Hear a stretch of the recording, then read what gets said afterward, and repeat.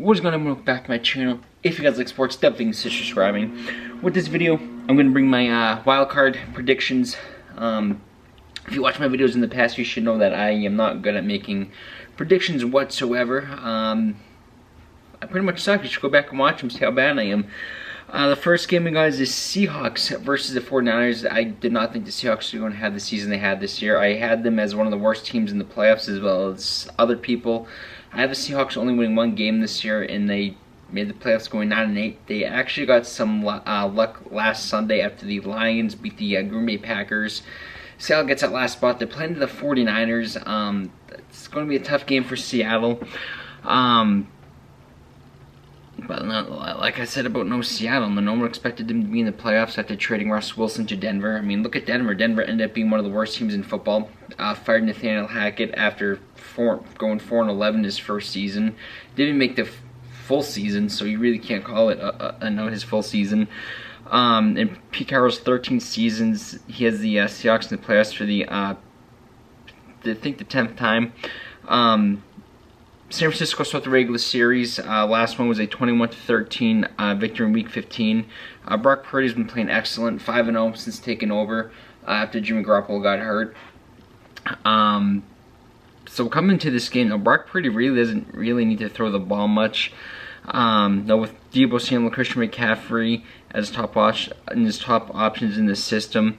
San Francisco's pass catchers average about 6.8 yards after catch. That's pretty damn good. Doesn't really need to throw the ball deep, especially you can throw George Kittle in there. San Francisco should win this game, but they do have an Achilles heel coming to this game. The defense holds opponents to a league-wide and lows in average yards and points allowed. It was the NFL's worst at covering deep passes, and Geno Smith is one of the best accurate quarterbacks on passing over 20 yards this season.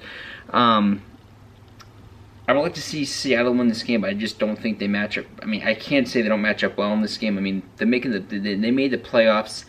Like I said, Brock Purdy's been playing good. Brock Purdy has a lot of weapons, and Seattle's defense has a couple injuries. They lost Jordan Brooks and Brian Moan to season-ending injuries.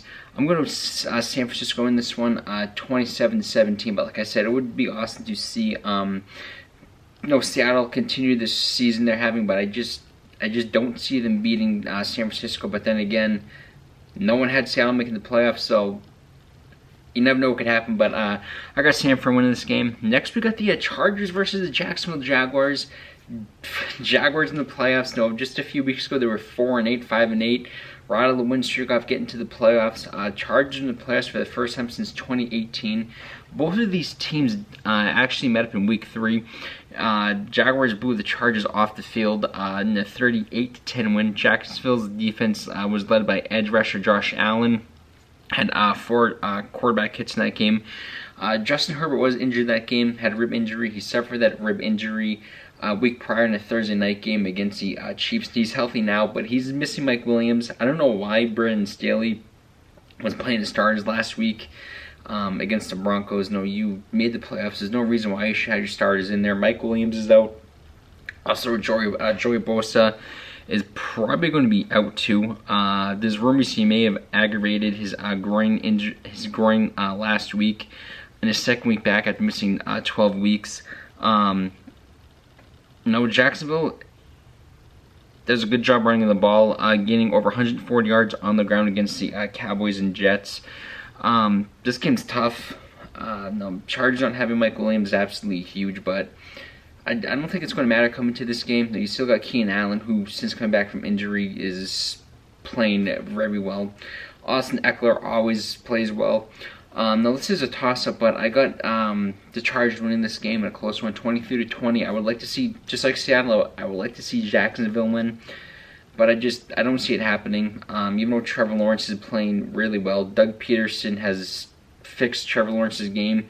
He's done a great job with this Jacksonville team, but I got the Chargers winning this one in a close one. Next we got Miami versus Buffalo. I don't think I really need to talk much about this game. Tua Tagovailoa is not playing this game. out with a concussion again. Skylar Thompson's taken over, rookie quarterback on the road in a playoff game against Buffalo. I just really don't see Miami keeping up in this game. You know, they were 8-3 at one point. One of that was a 5-game losing streak. I got Buffalo blowing out Miami 35-10. You got a rookie quarterback. Tua's not playing. I just don't see Miami really I don't see Miami giving Buffalo any trouble at all. Buffalo's completely going to blow them out. Then for the Sunday games, we got the Giants versus Minnesota. Again, Giants, another team that made the playoffs, and not think they're going to be here at this point. One of my predictions I do for my podcast, I had the Giants. I think I only had them winning 5-6 games, and here they are in the playoffs against the Vikings. Actually, the Vikings have won 11 one-score games, and the Giants won 8-4-1 in such contest. No, this should be a good game. Week 16 on Christmas Eve, meeting between these two teams. Vikings won a last-second field goal, but the Vikings did benefit from some luck. Block punt, getting 2 takeaways. But in that game, the Vikings absolutely torched the Giants' secondary throughout the year. T.J. Hawkinson had 109 receiving yards, 2 touchdowns, and Justin Jefferson, probably the best receiver in the league. You can't even argue with that. Had 133 yards in his score.